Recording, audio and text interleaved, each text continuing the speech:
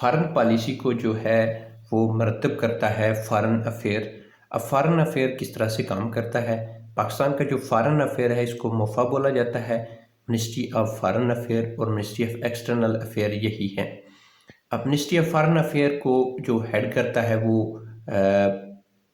Minister of foreign affair ہوتا ہے، وزیر خارجہ۔ وزیر خارجہ کو پرائم منسٹر اپوائنٹ کرتا ہے اور یہ ایک پولیٹیکل ریپرزنٹیٹیو ہوتا ہے جو اس foreign ministry of foreign affair کو لیڈ کرتا ہے۔ اب جو بھی پالیسی ہے وہ یہ منسٹر دیتا ہے، پرائم منسٹر کی طرف سے ایک کیبنٹ ہوتی ہے جس کا یہ حصہ ہوتا ہے، اور اس کے بعد اسی پالیسی کو پھر جو آگے سیکٹری ہوتا ہے فارن افیئر وہ اس کو امپلیمنٹ کرتا ہے۔ اب سیکٹری فارن افیئر جو ہوتا ہے وہ انڈر ہوتا ہے منسٹر آف فارن افیئر کے۔ یہ جو ہے وہ سول سروٹ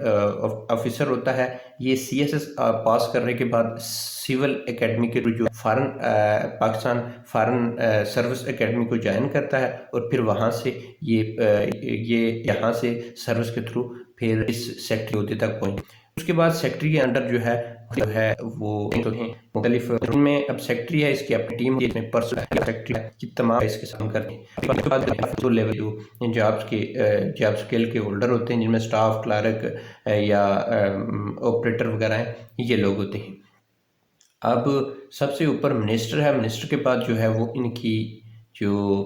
ڈویژن ہے، اب مختلف ڈویژن ہیں جن میں امریکہ ڈویژن ہے، افریقہ ڈویژن ہے، ان کو دیکھتی ہیں، ان کے حوالے سے ان سے کمیونیکیٹ کرتی ہیں، ان پر ریسرچ کرتی ہیں، اور جو بھی معاملات ہیں ان ڈویژن کے وہ یہی ڈویژن دیکھتی ہیں۔ اب افریقہ، یورپ، امریکہ اور ایشیا، یہ چار ڈویژن ہیں۔ اس کے بعد جو ہے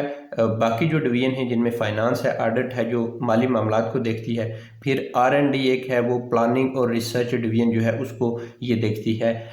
پالیسی اور ریسرچ ڈویژن۔ پھر اکاؤنٹنگ کے لیے ایک ان کا اکاؤنٹنگ اور آڈٹ کا ایک ڈویژن ہوتا ہے۔ پھر ان کی جو جتنے بھی انٹرنیشنل آرگنائزیشن کی ڈویژن ہوتی ہیں جنہیں یونائٹڈ ہے، ایس سی او ہے، پیسیفک ہے، ایک ڈویژن جو ہے انٹرنیشنل تمام معاملات ہے۔ پھر ان کا فائنانس کا آرم کنٹرول، اور آرم کنٹرول کا یہ ہوتا ہے کہ جو مختلف بھی پاکستان کے اندر یا آؤٹ سائڈ جتنے بھی آرم یا ویپن ہیں ان کے جو مٹس ہیں پاکستان کے اندر ہوتے ہیں وہ یہ ڈویژن دیکھ۔ جو ڈویژن ہے وہ جتنے بھی اوورسیز پاکستانی وہ ٹیسٹ کروا، تو یہ تھی کہ ان ڈویژن کے بعد جو ہے کچھ ڈپارٹمنٹ ہیں جو منسٹری آف فارن افیئر کے انڈر ہوتے ہیں، وہ کام کرتے ہیں ان کے ساتھ، جن میں بیورو آف فارن انٹیلیجنس، جن میں آئی بی ہے، انٹیلیجنس بیورو۔ تو یہ انٹیلیجنس بیورو باہر سے جتنے بھی ڈپلومیٹس ہیں یا آفیشل آتے ہیں، اور اس کے علاوہ پاکستان کے جتنے بھی ججز ہیں یا ہائی آفیشل ہیں ان کی جو اوتھ ہوتی ہے، یا مختلف جتنی بھی جو کانفرنسز ہوتی ہیں ان کے اندر جو سیکیورٹی کلیئرنس ہے، باقی جو معاملات ہیں کنٹری کے سائڈ جو سیکیورٹی کے ہوتے ہیں، نیشنل سیکیورٹی کے، وہ آئی بی دیکھتی ہے۔ اس کے علاوہ فارن سروس پاکستان جو ہے فارن اکیڈمی ہے جس میں سی ایس ایس جو لوگ کرتے ہیں، اس کے بعد ان کو کچھ لوگوں کو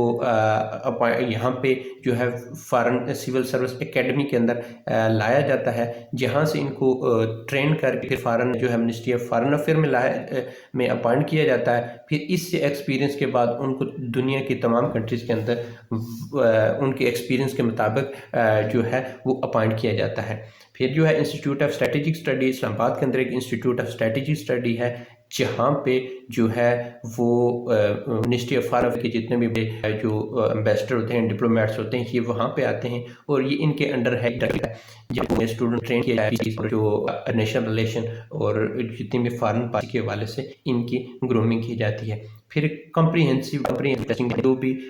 نیوکلیر ویپن ہے ٹیسٹنگ ہے، اس کے حوالے سے جو بھی ایکسپیریمنٹ ہوتے ہیں وہ منسٹری آف فارن افیئر دیکھتی ہے۔ پھر نیوکلیر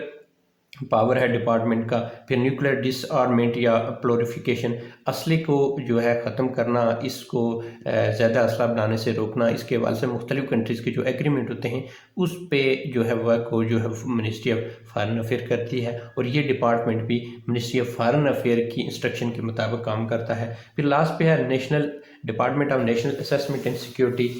جو ہے کنٹری کے اندر جو سیکیورٹی ہوتی ہے اس کے حوالے سے جو بھی یہ کام کرتا ہے ڈپارٹمنٹ، یہ منسٹری آف فارن افیئر اس کو جو بھی گائیڈ لائن دیتے ہیں اس کے مطابق یہ کام کرتا ہے۔ اب لاسٹ پہ ان کا ایک ایڈمنسٹریٹو ڈویژن ہوتا ہے، جن میں ان کے جو ہے کنٹرول روم ہوتا ہے، اسپوک پرسن ہوتے ہیں جو انفارمیشن وغیرہ لوگوں کو دیتے ہیں، پھر اکاؤنٹنٹ وغیرہ، اسٹاف، کلریکل، اور جو ان کے اسٹینوگرافر وغیرہ ہوتے ہیں۔ اب جو منسٹری آف فارن افیئر ہے، اس کی جو برانچز ہیں وہ لاہور، اسلام آباد، کراچی، ان تمام جو بڑے شہر ہیں ان کے اندر اس کی برانچز ہیں۔ اب اس کا ہیڈ کوارٹر جو ہے وہ اسلام آباد کے اندر موجود ہے۔